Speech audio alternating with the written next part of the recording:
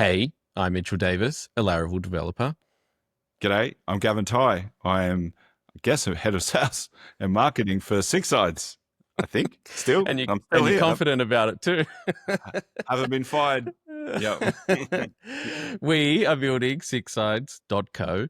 It's an events platform that helps you build a stronger community through events. And this is our B2B SaaS journey. How you going, mate? Good, mate. Well, we think our journey is interesting, and it may not be. It may be interesting later if we have a massive exit and I go, I wonder how they got there. Look, Mm, just come back and we're episode 21. I think we've got the 20. whole journey. Episode 20. Yeah. So, This will be 20. Yeah. So on that point, I wasn't meant to be here. If you listened to last week's episode, I was like, well, I won't be here. You'll hear Gavin and Roman. But turns out I don't know how to read a calendar properly. So I'm not in Bali yet. I'm leaving on Monday. We do the recordings on Friday. They come out on Tuesday. So that's why it was all a bit of a mix up that I won't be here when this episode comes out.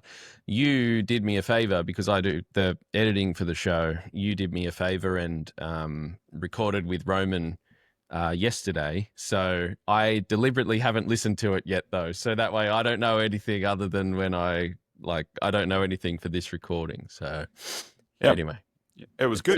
It was good. How did it go with Roman?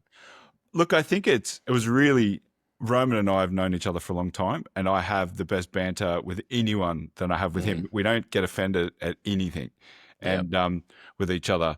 And he made a joke yesterday that I thought was hilarious, and I was telling my wife about it, and she said, I think you should take that out of the podcast. You'll get cancelled. Well, it won't get cancelled, but she said you and Roman have an interesting, like a good relationship, but people don't know him. And the joke was if you didn't know him, it was in really bad taste. I really want to tell you what it was, but I'm not going to do it. And people don't know him, and if that's a first impression, it might not leave a good taste in people's mouths. So we took it out, but we stopped and we were crying from laughter for I reckon 30 seconds. It was silence in the podcast. It was gold, and it was just too. It was bad, and he was bright red. He goes, "I shouldn't have said it." I'll go, "It's fine." Like That's funny. Anyway, it was gold. But that aside, he gave me gave me some really good tips to think about on how to structure like the finances for not only SixSides, but how to structure it for my other business, DealBuddi and Sales Market Fit, and what we should consider. He did compliment both of us on the way we wear our hats for one, and he didn't. But just what we're doing. He should have. Yeah, he said it's like he was saying, look, you guys are on a you clearly got traction early, and he said you're in a really good position. So that's awesome. Even with both businesses, either of us have multiple businesses, he goes, you're in a dream position. So yeah. It's well, that's really nice to hear. So I will hear more for the edit when I do that tomorrow before I head off. So looking forward to it. One of the best. He's one of the best people in my life, and he's fantastic. And his knowledge about accounting and accounting practices in particular for startups and new businesses is as good as anyone I've ever met. Yeah. Amazing. Okay. Well, shout out to Roman. Yep. And you can look forward to next week's episode listening to that. Tuesday weekend. If you have any questions, write us in at journey@SixSides, or you can reach out to Mitch and I on LinkedIn, and you have Blue Sky as well. So 100%. Check us out. All right, cool. Well, let's have some continuity from last week's episode. So did we hit our TestFlight deadline? Well, so yes and no. So we have released the app up onto TestFlight for our early customers. I think it was a day late and $1 short. So this song? I think it's just an expression. Okay. I think it was a day late. It might have been 2 days late. I don't actually remember, but we had some delays with it has to get reviewed by Apple, and that's just kind of baked in. So I got the release up on Tuesday morning, and then it had to go through review. So I'm pretty sure they didn't get it till Wednesday. Look, anyway, it doesn't matter. We got it out the door. We've seen some of the early customers log in and use the app. We had Michael Dorinda upload a selfie, which was great. I'd love to share that with everyone, but he probably wouldn't like that. And it's all looking pretty good. The TestFlight, the app at the moment doesn't have anywhere near as much stuff as it will need to have before we run the first real event through it. But I'm working on it. Like all this week, I've been working on the comments feature and being able to add comments and updating the UI and doing moderation. We're kind of moving towards this path in our event app of being able to reply to questions for a given talk. We're kind of working towards that so that there can be that like feedback loop and generate conversation. And I'm hopeful to have by the end of the day today a new build up on TestFlight that it won't have the replies yet, but basically everything short of that. So the ability to like somebody's question and like upvote it, that sort of thing, add new questions, go in there, look at them all. I think the UI of it, like the design, has evolved a bit as well. So I was just showing you on a call just before we hopped on the recording. I've kind of taken some inspiration from Instagram because I think they've got like a pretty nice UI for leaving comments on people's posts and stuff. Yeah, I just don't think we need to reinvent the wheel, right? That's a consumer-based product. This is a B2B, but it's still consumer-facing, right? So, yeah. 100%. So it's nice to have them as some inspiration. And I've been like, I encourage, if you're looking at building your own mobile app for whatever you might be doing, I'd encourage you to just take a look at some of the apps that you use and just see what are they actually doing. Because unless you're really actively thinking about it, you don't notice this stuff. And that's on purpose. Like a good design, you shouldn't notice, it should just feel normal. It feels like, oh, okay, this is nice to use, but you're not noticing all the little drop shadows and the borders here and whatever. But if you're going to make your own app, then I'd encourage you to go have a look with a different set of eyes on some of the apps that you use. I found that to be really helpful. So that's all coming along. I will, like we talked on last recording, I will be working somewhat on this break because if you didn't catch last week's episode, I'm going to Bali on Monday for a 10-day holiday. But it's just turned out with the timing of our first event, that will run on the platform, which is Laravel Live Denmark. That's in late August. There's just some work that's going to need to be done while I'm away on this holiday. So I'll still be putting out new releases and things like that while I'm over there working on different screens and stuff, but it is all coming together. We've got user profiles. We've got like a full list of talks. We've got some new features that we didn't have last year. There's stuff to be done still, but it's coming along. So yeah, it was really great though to get some early feedback from Michael, just saying that it looks good, and to see him in there using the app already was awesome. So yeah, that's awesome, mate. I've got you. Like while we're here, I reckon we could get you this swimming thing for when you're away. Okay, this will be good. Yeah, like to protect you from the sun. Yeah, it looks great. The swim burqa. Yeah. Oh, certainly a lot of coverage there. Yeah, that's right. I'll end up with just sunburnt eyes, but yes, get you out perfect. Get you out from the hotel room like a typical developer. Yeah. No, trust me, I'm not going there to spend the whole time on the computer. Absolutely not. But we have commitments, and I need to meet them, and a lot of that a lot of our commitments, at least at the moment, is all coming from me. So got to do what you got to do, right? Well, yeah. So there is another commitment coming up, which we're going to talk about later. We've got some news back, but I guess so. To walk me through that for people who don't know, obviously you're saying that we have to submit things to Apple, one to TestFlight, and then there's a period of time. So what are they checking when they do that? Yeah, I believe they're checking like, are you doing anything malicious that's going to harm the iPhone in this case? Sure. So like, are you doing Bitcoin mining on this iPhone and now it's going to drain the battery in 5 minutes, things like that. I think that's what they're checking for. Yep. So there's a few different, if you've never been involved in any of the app cycle, app development cycle, a few different ways that you can release apps to people, right? So this is all specifically for the App Store. It works very similarly for Google, a little bit different. All the names are different, but pretty similar. So you write an app on your local computer, you'll work on it, writing code and whatever. And then you create a build for an app, which is it's effectively one file, like an app if you download, you download Cursor from the internet or whatever. It's just like one file, right? This is the app.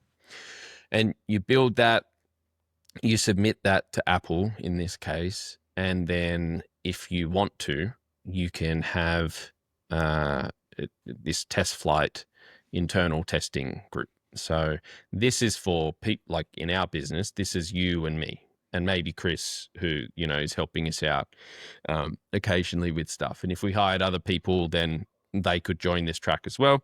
And basically this group of people, they get every release every build that we publish.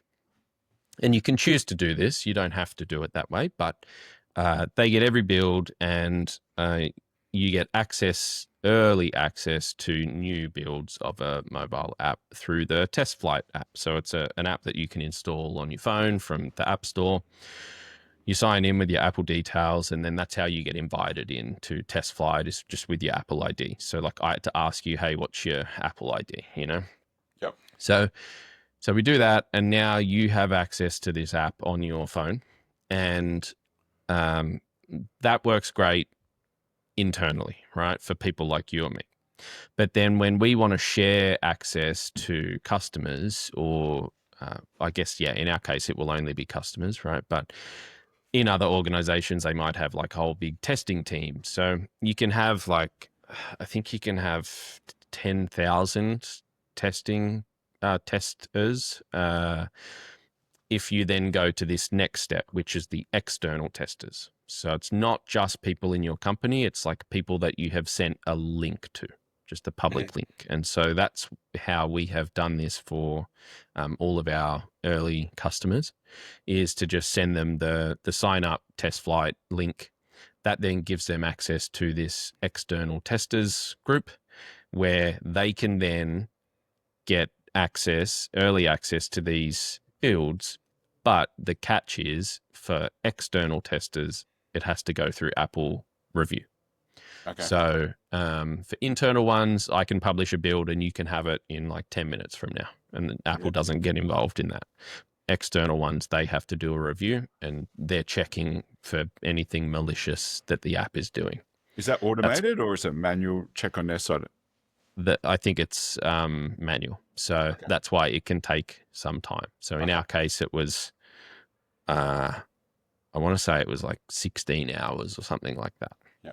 So that's to be expected when you do any mobile app stuff. It is a whole different world to web app publishing, where I push a button on my side and we control the website. Like there's no body sitting in between us and our customers or our users, right? Yep. So it's very different from the web, but you just have to build this in. They give you tools as well to be like, okay, publish this release, but not before Monday, or whatever. So you can submit a build for review on Wednesday and then say, okay, put it through review, have it all approved, ready to go, but then don't make it live for anyone until Monday or something like that, right? So that way you can kind of align your strategies if you're releasing some new feature next week or something like that. Sure. Or you can go, as soon as it's ready, publish it. So there's different toggles that you can do. So so you just have to kind of factor that in. We're doing something interesting for our builds. What we have published to TestFlight is our staging version of the app. So this is a completely separate application that these early customers and us will have access to. It will not eventually end up on the App Store. So you can have different versions of your app and we'll have a production build, and that is what will actually go to all users. And for that, we won't be using TestFlight. Maybe you and I might have an early look at that on TestFlight, but that won't be going to customers and stuff. The reason why we're doing this is so that we can have dummy environments with fake events and different themes, and we can play around with it. And I'm trying to convey to these customers that, like, hey, this is an environment that doesn't matter. You can add whatever you want here. You can go in and make changes and upload photos and whatever. No one is ever going to see it. It's just for you to get a feel for the app. And then long term, I don't think we will be using this strategy. Once we are fully established and we've got like a fully functional app that's production ready in 2 months' time, we'll just be giving customers early access to their event inside of the production app, right? But for now, this is to try and convey that, okay, this is a different environment. So sure. It's a whole different like credentials when they log in with Work OS and stuff. It's all different, separate app. So yeah, and that's all been received quite well. So as far as we can tell. So the plan is, though, you quite smartly earlier this week suggested every now and then you get a gem. So I'll give you that. So you quite smartly suggested that why don't we publish a production build of the app to the App Store and just don't tell anyone about it yet. The reason for this is at Laracon Australia, and with my experience with releasing other apps, the very first time you put an app through review for public release, it can take a while. So for example, for the Laracon app with Apple, went through like the next day, and you can request an expedited review because they know, like, okay, sometimes you just got to get this out. So they put it at the top of their queue. For Google, there's nothing like that. And it took seriously like 2 or 3 weeks, something like that, for it to get reviewed with Google. And it was like 2 days before the conference. They finally approved it. It was awful. Such a stress. So you knew about this because we talked about it. And you said, well, if the first review takes forever, but then after that, they're a lot quicker, why don't we just get up the very first version with whatever we've got already now? We just won't tell anybody about it. We won't start, announcing that it's, hey, you can go download it, because it's not really ready yet, but that at least gets us through this first review. So that is the plan. So my hope is that today, after I finish this comment stuff, I'll be able to publish that and get it up for review, and then hopefully we'll have a lot smoother process for Denmark for August. So sure. Okay. That's the plan. So it was a good idea, and we're going to do it. So we'll keep you posted when I come back in episode 22. I'll be able to tell you about how that went, and hopefully by then we will have had it all reviewed and all good. Yep. Awesome. That was a very long answer for a very short question. Yep. Well, I got through all my stuff, so now we can talk about you. You've got to learn to summarize, my friend. Anyway. Well, we had stuff to go through on our list. We track everything in Trello, so I've just covered like 4 points I've just checked off. But oh yeah, fair enough. All right. So with that, you're working on speakers right now. Is the Comments. view that but the speaker profile, right? The speaker value. And then is it to look into the sponsor? I think there's a parody there that we can come over where ask a sponsor a question and people could upvote. And then I think there's some taking some of the functionality and see where does it apply to and just mirror that. That probably makes sense, right? Some of that functionality would apply to speakers, and like having a table to go, that functionality applies here, but not here. And you would have a table that you could replicate, right? Yep. So I guess that did bring on a lot of stress last week. So how are your stress levels now that you got that released and then we've got a game plan? Is that, how's that going? It is better. Like, it was a huge weight on my shoulders to just get this thing up on to TestFlight. I was a little bummed that we missed the actual deadline that was self-imposed, to be clear, but it was a commitment. Hey, we will have this ready for you on the 7th or the 8th, whatever it was. And then it turns out it wasn't ready till the 9th. Like, that's a bummer. But as far as we know, no harm done. It has been a big weight lifted. There was a lot of, I kind of expected this to have trouble with doing the actual build to then go out to TestFlight, because I can build the app fine locally on my computer and run it on my phone. But the second you then try and go to, okay, now I got to make this build work for everyone's phone, it's then like a whole nother level of complexity and some problems that can come up and all this sort of stuff. And that's what happened. And I've dealt with that before, and I knew I could get through it. But that's right. I remember now on Monday evening, I think I was still here at like 6:30 or 7 at the office, because I was really trying to get this thing up to TestFlight, and I just couldn't solve whatever this problem was to get this build done. So then I messaged you and I was like, mate, I'm sorry, but we're just not meeting this today. I've been dealing with this problem for 2 hours now. I can't solve it. And then, of course, I come in the next morning and I'm able to solve it. So just sometimes you need to just take a breather. So anyway, the stress levels are down, which is great. There's stuff to do, and I'm really keenly aware of that. I'm also excited to be going away on holiday, right? It's nice to get out of here and to go do some new stuff. So yeah, all of that is kind of conspiring to help with stress levels. So, yeah, cool. What about you? How are you feeling as far as stress and what's going on in your world? Mate, I'm fine. Perfect. You're good, are you? No. Cool as. No, I'm all right. Yeah. There's lots of things going on. I'm trying to be more organized too, right? As we're getting further into this, there's more and more requirements of time. And then other things that I think the more successful you get, the more that you're asked to do or have to do, right? Yeah. So my other business is I've just released a DealBuddi, and that is requiring a lot of time, but it's also, we've got this stuff, and now it is what it is. But I'm trying to use Trello to be more productive and actually keep things moving along. And it's working this week. So yeah, awesome. Yeah. I did a whiteboard session on Monday morning for myself, and I was like, oh my gosh, there's so much for me to do. So I'm going to have to be better at it. You got a lot on.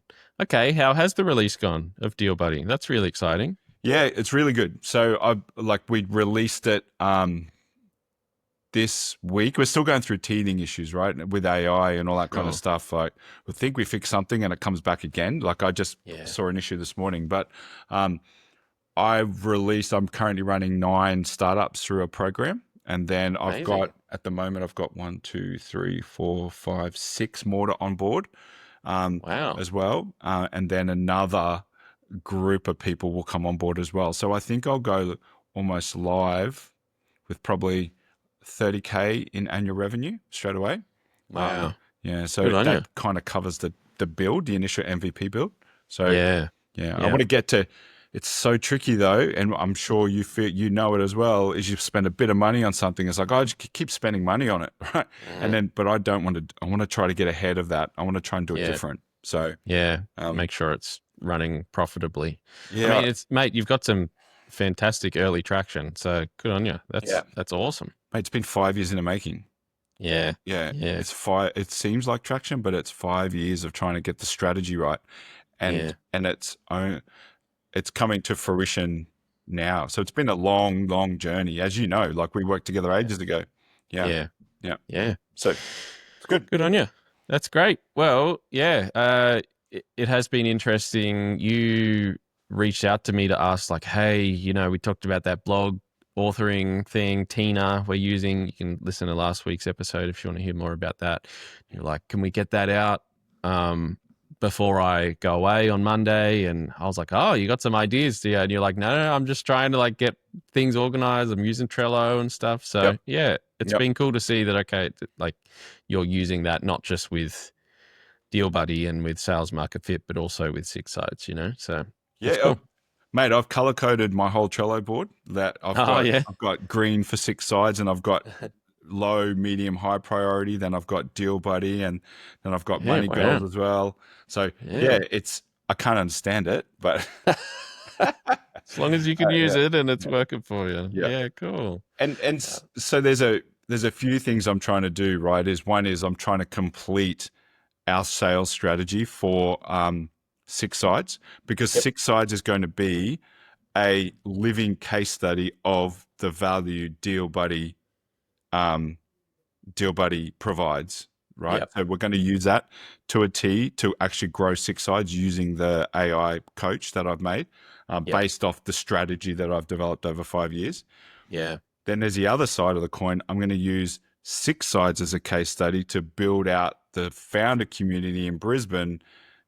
With Roman, who's been on the podcast, we're going to use SixSides as the foundational community building tool as well. So I'm trying to interlink everything in, so Nice. we're getting lessons and exponential benefit from doing things. I think that's the right word. So Check you out. yeah, That's unreal. Yeah, yeah. cool. Okay, why don't you tell it? Did you talk about that already with Roman on the recording yesterday? No, we didn't. No, we Okay, didn't. right. Well, maybe run us through that. That's exciting. That's new. Okay, so when you think about lead generation, right? I do, yeah. I think about You it all the think about it time. all the time. But anyone who's thinking about lead generation would be using things like potentially LinkedIn, which is a big one, but using cold email outreach, right? But with the advent of those tools like Apollo, like Clenty, it's becoming easier for people to do email outreach, which means the person receiving those emails is getting spammed way more than they ever have. And so it's making it harder for the message to break through. Yep. Added onto the top of AI, which is making it easier to produce the messages, which means, again, the volume has significantly increased and is slightly getting better at delivering a message, but means more volume of it. It means it's the effectiveness of it is not as impactful as it once was. Yep. When I first started in 2015, Mitch, there was nothing like that online. You couldn't even find people's email addresses. You have to go and look on their company website, get the domain, and then you would go to, I think there was You a were platform. telling me you'd like guess it. Yep. Yeah, you'd like I've become Mitch D or M Davis or whatever. Yeah, right? yeah. And there was Yeah. like name to email or something where it give you all the different options. And then I would figure out that, well, for a large government organization, was often name dot last name, but some businesses would go last name, first name, and or initial. But I What a become really, mess. but that barrier of entry made cold email so much more effective because no one would go through that process. Yeah. Right. But now everyone can find your email within 2 seconds, and you're like, just go like, so to combat that, digital lead generation is, I believe, coming to an end. Not coming to an end, but it's getting harder to do. So I think we're going to switch back to in-person events. Right. Okay. And it's largely around, I think if you can build a community and be part of a community where you add value, I think that you will improve your standing and authority within that community, and people will naturally look to you for to help them if you're not seen as a subject matter expert. So Roman is a subject matter expert in accounting. I'm at helping with sales strategy and craft and finding clients. So we're going to try and build the community in Brisbane. There's a lot of community around startups and raising funds, and we don't necessarily want to do that. We want to help them. We just want to help them with their current needs, or founder world is lonely. So we also want to help bridge the gap there. I think AI is pushing us apart a little bit. I don't need to ask you about dev stuff or security frameworks. I can go to AI, ChatGPT, and it can answer it. So it's isolating me because I don't need that connection. But I don't. But we still need it as people. So that's right. Yeah. Okay, so this is going to be some type of regular meetup then that you and Roman are organizing? Yeah, so we're going to just start. We just penciled in the 27th of August, I think is the first one on a Wednesday night. We're going to do one. We're going to actually give away $100 Amazon voucher for people doing the Tag Your It game, because we want the content for awareness, to build awareness and get people to come to the next one. And so we have to give them we have to give them a reason to play the game, right? Sure. Yeah. So we're going to do that. We're going to try and actively, this is our medium-term plan here, or longer-term plan here, is we're going to actively try to build the community, and we're going to focus on Brisbane and then see how that community I reckon will splinter out into other cities over time if we do it enough.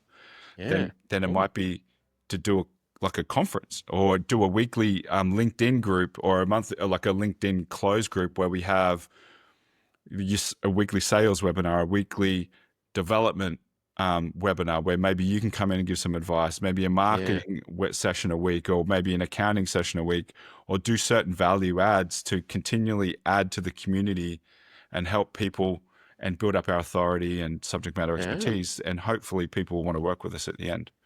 Right? That's exciting. At the Have you spoken with potential attendees already? Like, have you been shopping this around? Nope. Right. Okay. Yeah. Cool. No, but I'd be very curious to see how many people you can get to come in the first event, right? Yeah. Well, mate, for the last 3 years, I've been just building up my network of founders, and predominantly in Queensland.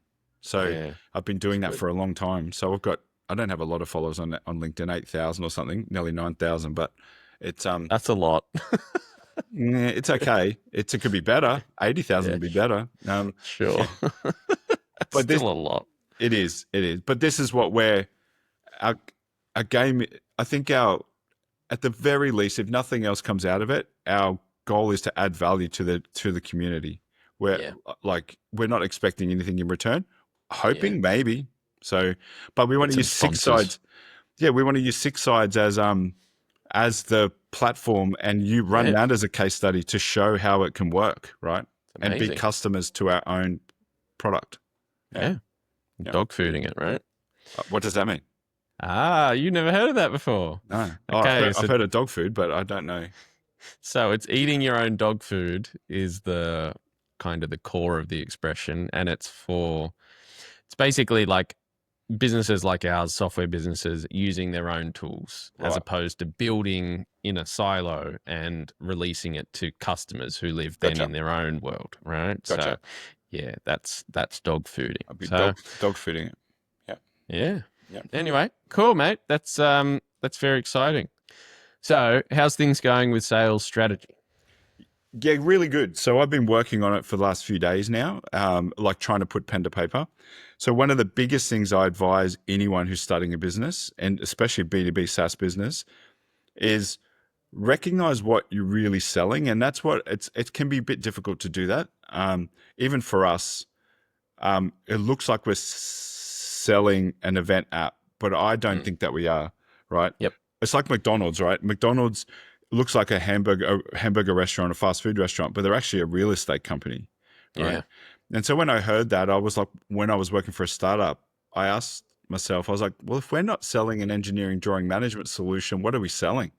I was like, it took me a while to figure it out. And I was like, oh, we're selling an improvement in safety and a business process improvement. I was like, is that true for every SaaS business? And I was like, it is, right? Because a customer will only buy something if they think it improves their world. What I've been doing is trying to articulate what that is, and it's not easy to do. So I started going down the route of understanding the steps of event planning. But then I was like, hang on a sec, that's going to butt us straight up against the likes of Events Air and all these other platforms, Brella, because they're an events platform. They're the lead, arguably some way more functionality than we have at this point in time. So it's very hard to demonstrate our competitive advantage. And I was like, that doesn't feel right. That feels like I've just gone into it against our competition. And so really what I landed on, it was aligning to an association's mission, right? Like every association is purpose driven. And so what I've mapped out is what are the challenges with associations not being purpose driven. And so I listed all that out, and then I tried to visually articulate it, and it felt right. I showed Mel before I showed you. She was like, that's amazing. I never thought about it like that, which is all I'm trying to get to. Yeah. And then once I have that established and why that is happening, I can establish how we have an impact on that. And I've got it into a really good spot. Yeah. But all this is important because when I go into DealBuddi, DealBuddi will take this and build a sales playbook, which is what I will manage deals through, and what you will see that we'll manage deals through. So we know we're on the same page, right? And we want to build. I can foresee a time, Mitch, when we're both really busy pulling in both directions of our businesses, right? So what we've got to try to build out a process where we can pull other people in to do stuff for us. And this is the first step of doing that. Yeah. It's going really well. It feels really exciting because like this is pretty new. This is pretty new for me, working with someone else in a sales capacity. I've never had that before. I have had other business partners, but they've never been doing exactly what you're doing, right? Yeah. And so it's really exciting. I've talked about this probably a few times on the recordings, but it's great having you out there doing this stuff, and it's just like things are happening, and I trust and believe that, yep, you're on top of this, and it's great. So yeah, you sending me the other day, you sent me the first like crack that you made at this of like, okay, these are the problems that as you see them, right? And then this morning you sent me this document, and it's like, it's a couple of pages, it looks great, covers a bunch of stuff. You've got some awesome like diagrams in there, basically kind of showing some of the different ways that we're looking at tackling this problem and really like spelling it out to people. And yeah, we got on a call just before this recording and went through it, and it looks awesome. So you've done a really good job. So thanks, mate. It takes a while to figure it out. Like everything that I've stated like here has been a summary of, I've talked about this at a high level with some people, even Holly back from Volunteering WA, we had a conversation with this, but I couldn't really articulate it. It was only recently that I've had a few conversations and they were like, yeah, that resonates with me. And then I've been able to evolve it over time, and it does take time. It is not easy to do, but it has to be done.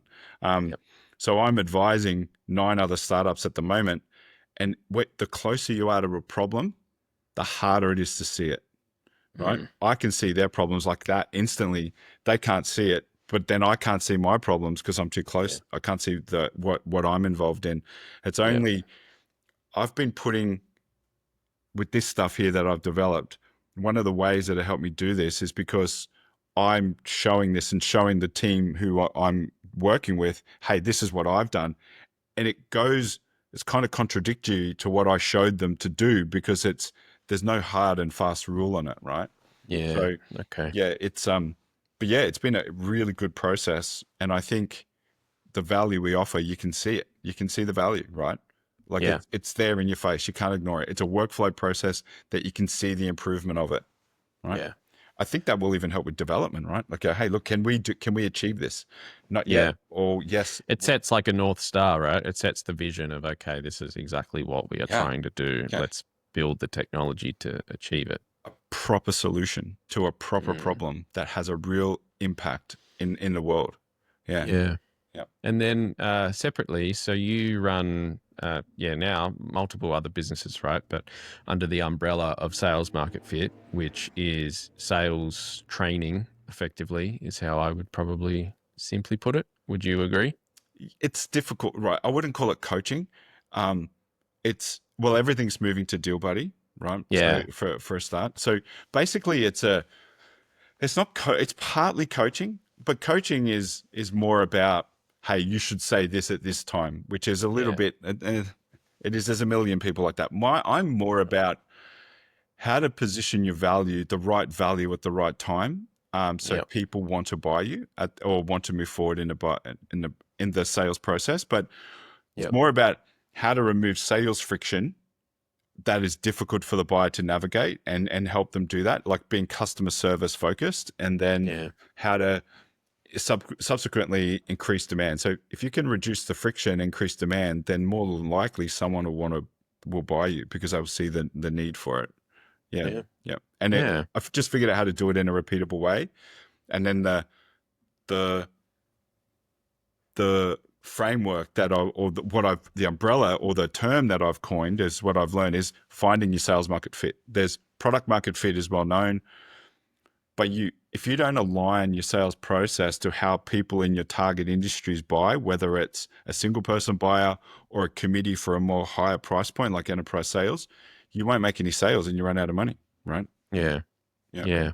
So I try to help them. Yeah. I think you do a good job. Where I was going with this was that I saw, because I'm a part of like you using school to manage, or you were to manage like a cohort of all your clients, right? So you posted a video in there today walking through this as is and to be model that we've just talked about, or this document that you're talking about, kind of sitting down for 10 minutes or so and just walking through it, and how you came up with this and how you started going down this one path and then brought it over to this other thing instead. And I just thought that was very interesting to, as a former client of yours under sales market fit for another business, it was then very interesting to see, like, because I had always wanted that. I'd always wanted, like, oh, I wish Gavin could just do this for, you know, this business that I was working on at the time. And it's like, you know, this is really hard, and I need someone who just knows how to do this stuff. And then now we're working together and you've done it, and now you're using that to teach other people. It's like, it's full circle moment. So that was pretty cool to see that. Well, you've manufactured it for yourself, haven't you? Yeah, that's right. Who's the smart one here? That's right. Yeah. Cool. All right. Well, look, that's all really promising. So I guess we've got two other things here, unless you've got other things to cover. But we had an update on the grant that we applied for. So, do you want to share that? The only other thing before we move on, if anyone is having trouble with this, with sales in their business, any founders or whatever, you don't need to talk to me. It's fine. We'll put a link up to a white paper that I talk about this topic of sales market fit. It's a really in-depth white paper. It'll just get you, the intention of it is getting you to think about sales from a different perspective. If you're a technical founder, I believe that your technical knowledge is the essential ingredient to excellent sales strategy. And that white paper will help you unlock it. So we'll put a link up to that, and then you can download it and then have a read. So I'll give you that link to that, Mitch. Awesome. Okay. We'll put that in the show notes. Excellent. All right. Next thing. So if you've been a long time listener for the podcast, which is, we're 20 episodes in now, so it's a few months. Yeah, it's getting up there. Exciting. It is getting up there. We submitted a grant application for SixSides to the Queensland government. It's called the Ignite Ideas, about new tech, bringing it to market. And we were shortlisted. So, which is a fantastic result. And, you know, they gave us some pointers. And so the pointers they gave us, I'm just going to bring them up just to. While you're doing that, it was in episode 13. We talked about applying for 100K in funding. Not quite 100K, I think 92. Yeah, something like 95. Yeah. Yeah, somewhere around there. Yeah. So they have actually read through the application, and so they're able to provide us with some feedback here. And so basically they said, you're encouraged to take this feedback. You said quantify jobs through the SaaS rollout, support roles, and content production.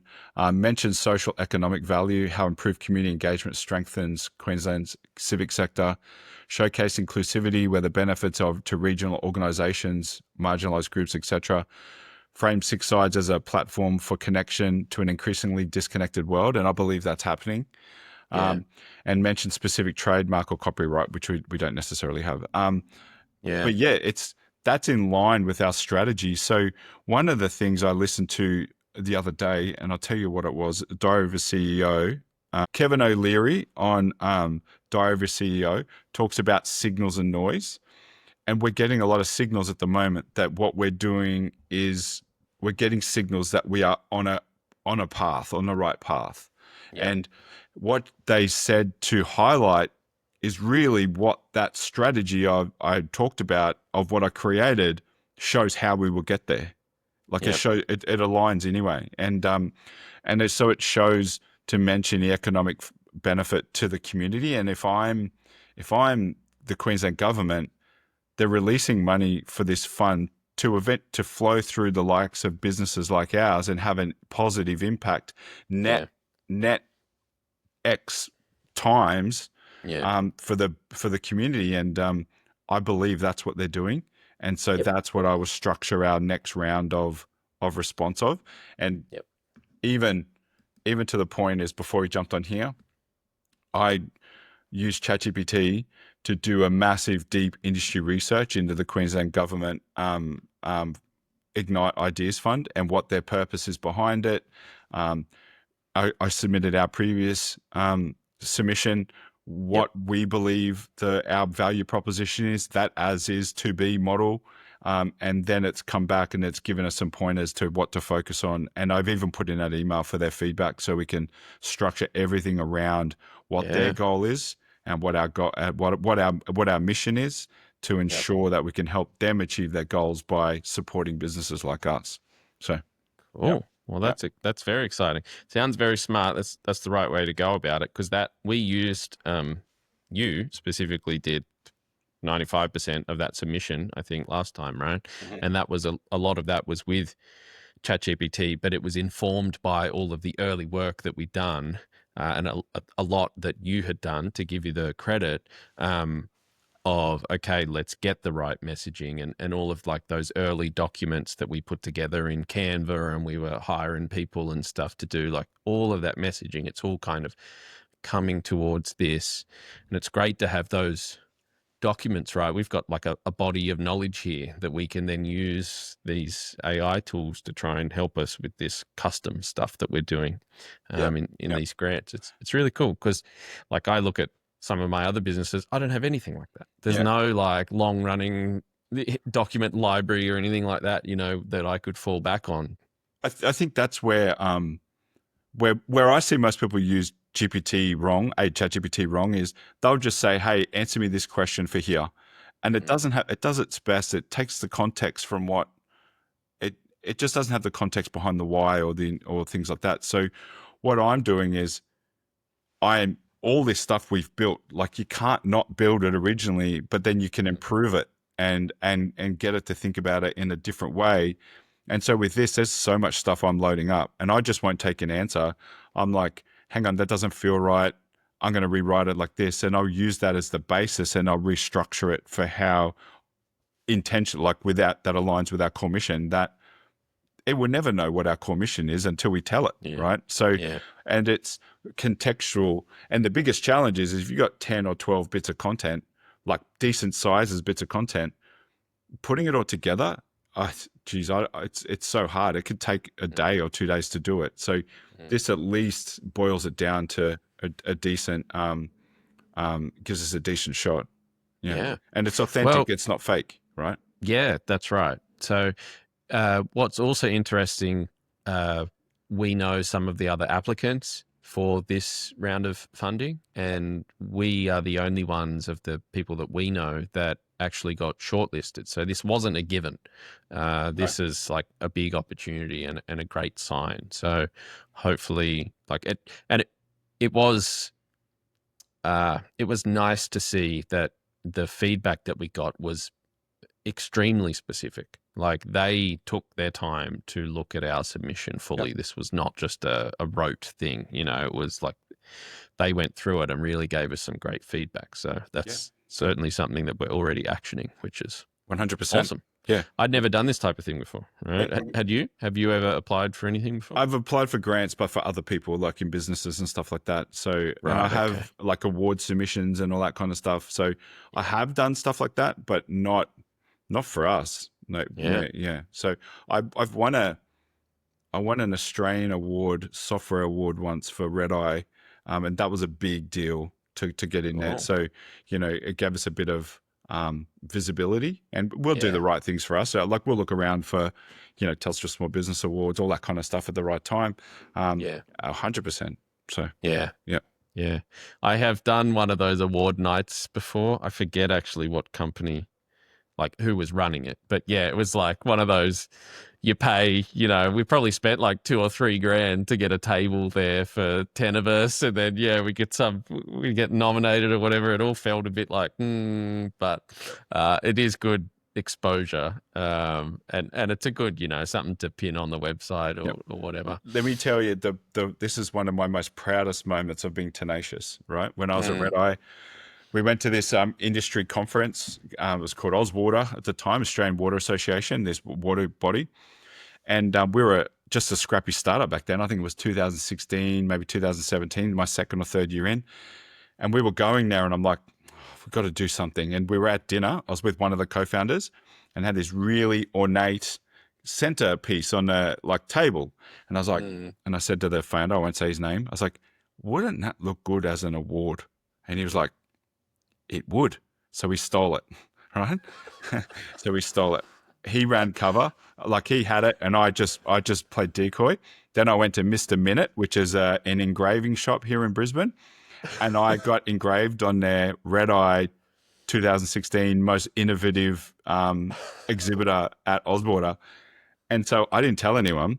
We didn't tell anyone, and we took it back to work. We're like, yeah, and everyone was pumped. We got most innovative. You're great. And we couldn't tell the CEO because he would have to. He couldn't put it in anything. So we just kept it from him. A few people knew we were fake. We faked it. If you didn't have to look very hard, but so he put in all these pitch decks, nominated most innovative at Ozwater 2016. That was in there for another 4 years, and then so he would roll that out with funding. And it was brilliant. Oh my God. Yeah. You could just make your own awards. Make your own awards, Mitch. Why couldn't you? Yeah. That's true.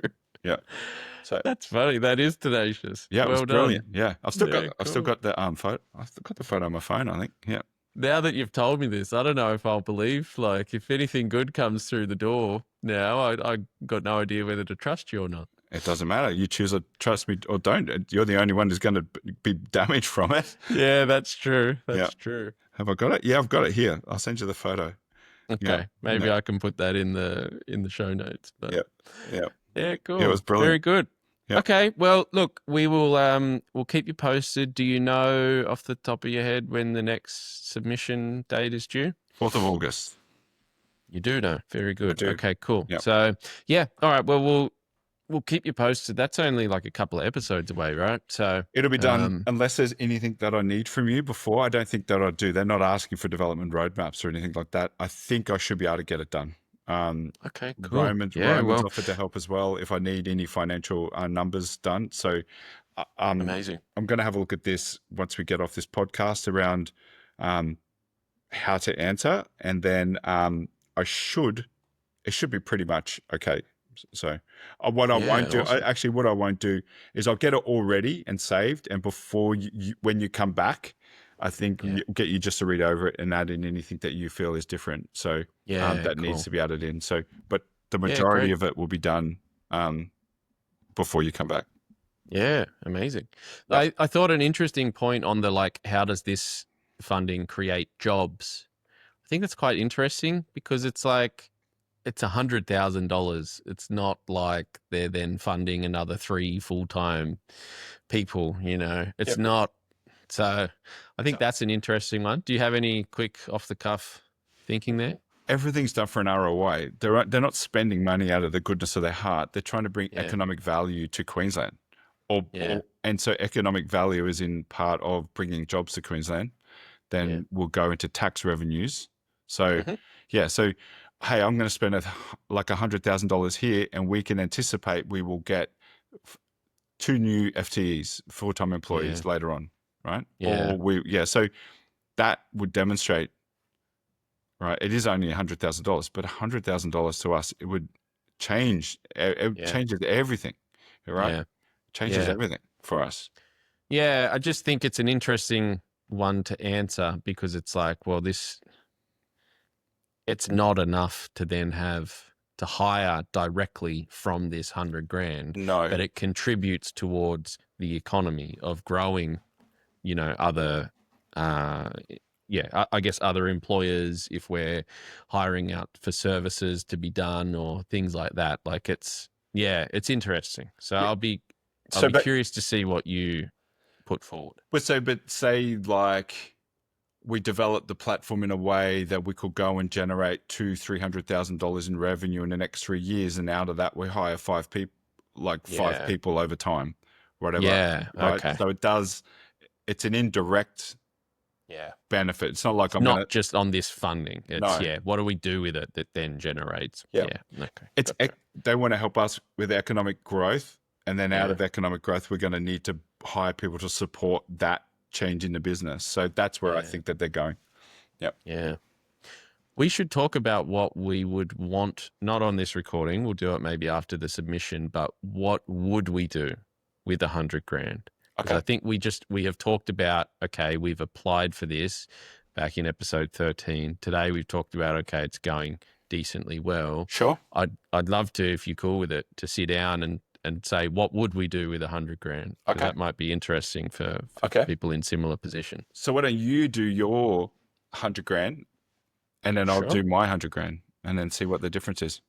Yeah. Okay. Yeah. I got a wedding coming up. I know where I could put $100,000. We'll have a battle in sunscreen for when you go to Bali. Piss off. Speaking of wedding, just a little update before we wrap up. So we've now told all our immediate family, which is great. So I had dinner with my family this week. We met up with Nicole's family and a bunch of her cousins weekend or so ago. Yep. So everyone's really excited. We will be sending out invitations in August. What's So the date? What's the date? No, you'll get yours then. You'll be just like everyone else. You know, you've already said you've got, you get along the most with Roman and he's, da-da-da. You put Roman up here, so now you don't get to, and not me up here, so now you don't get any early information. It's your North Star to work to, mate. Like, bump him off, right? Yeah, right. Look, I've learned my place now, so that's all right. You'll get yours in the mail, just like everyone else. So. All good. Okay. All right. What are your plans while I'm away for the next 2 weeks? Yeah, so couple of weeks. I've a couple of things. I've got. I'm still chasing down that bigger opportunity at the moment. I was hoping to have an update this morning. It got delayed to next week. I'm working on this submission. And then I'm working on getting SixSides into DealBuddi. So I'm working all sales strategy. Yeah. Then I also working on a marketing plan, like a regular marketing plan, which won't be it's not going to be massively complicated, but it'll involve the blog posts and building a newsletter. We've got quite a few people on our in our contact list on HubSpot. So we do need to get a newsletter going. Yep. That's something we talked about very early on, right? So yeah, that's right. So that's on my list. That's on my Trello board. So yeah, cool. So I work on my strategy, getting that right and into DealBuddi and updated playbooks for that, because that will inform the marketing content as well. Newsletter. So quite busy, mate. And chased down a couple of decent opportunities. Well, I look forward to hearing, even while I'm away, keep me posted with any exciting stuff. And I'll do the same with the app. Yeah, that sounds great. So as you're getting closer to getting full functionality and all that kind of stuff, and we're starting to, then I will start ramping up my side of stuff, right? Like we're trying to meet at the, as you can see, we're trying to meet at the same point. It's just a little unpredictable at the moment where that is. So it's starting to come to fruition.